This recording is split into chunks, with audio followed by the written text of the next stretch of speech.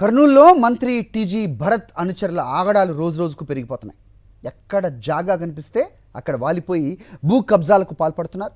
భూ కబ్జాదారులపై పోలీసులు దృష్టికి తీసుకెళ్తే తిరిగి ఆ బాధితులపైనే అక్రమ కేసులు పెడుతున్నారని ఆవేదన వ్యక్తం చేస్తున్నారు. అక్రమాలను అరికట్టాల్సిన మంత్రి టీజీ భరత్ చోద్యం చూస్తూ ఉన్నారు. ఇక్కడ కనిపిస్తున్న వారు కర్నూలులో చిన్నా చితక పనులు చేసి పొట్టపోసుకునేవారు.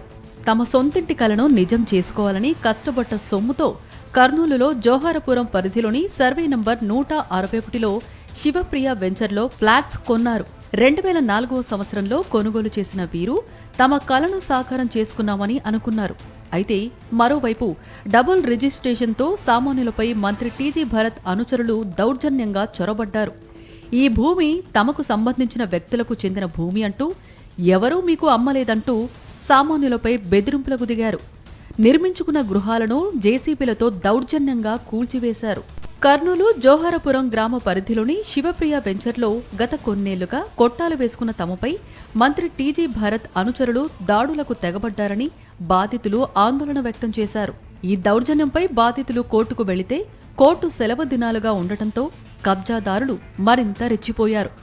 స్థలాలను ఆక్రమించుకున్నారని పోలీసులకు ఫిర్యాదు చేస్తే తిరిగి తమనే వేధింపులకు గురి చేస్తూ కేసులు నమోదు చేస్తామంటూ బెదిరింపులకు పాల్పడుతున్నారని వాపోతున్నారు భూబాధితులు. కూటమి ప్రభుత్వంతో ఇంత దౌర్జన్యాలా అంటూ ఆగ్రహం వ్యక్తం చేశారు. కష్టపడ్డ సొమ్ముతో స్థలాలు కొనుగోలు చేస్తే ఇలాంటి చర్యలకు పాల్పడుతున్నారని మండిపడుతున్నారు. తక్షణమే తమకు వారి నుండి రక్షణ కల్పించి తమకు న్యాయం చేయాలని డిమాండ్ చేస్తున్నారు. సార్, మేము 2004లో సురేష్ కుమార్ అనే వాళ్ళ దగ్గర నుంచి ఈ ప్లాట్ అనేది కొనడం జరిగింది. ఇది వచ్చేసరికి సర్వే నంబర్ 161 శివప్రియ నగర్ అనే పేరు పైన వీళ్ళు ఎవరైతే ఓనర్లు ఉంటారో వాళ్ళు జీపీ వ్యక్తికి అమ్మించి వాళ్ళందరి దగ్గర మేము రిజిస్టర్డ్ సేల్ డీడ్స్తో చేరుకోవడం జరిగింది. ఆ రిజిస్టర్డ్ సేల్ డీడ్స్ పెట్టి మేము గవర్నమెంట్ కేఎంసీ అప్రూవల్ కూడా తీసుకోవడం జరిగింది.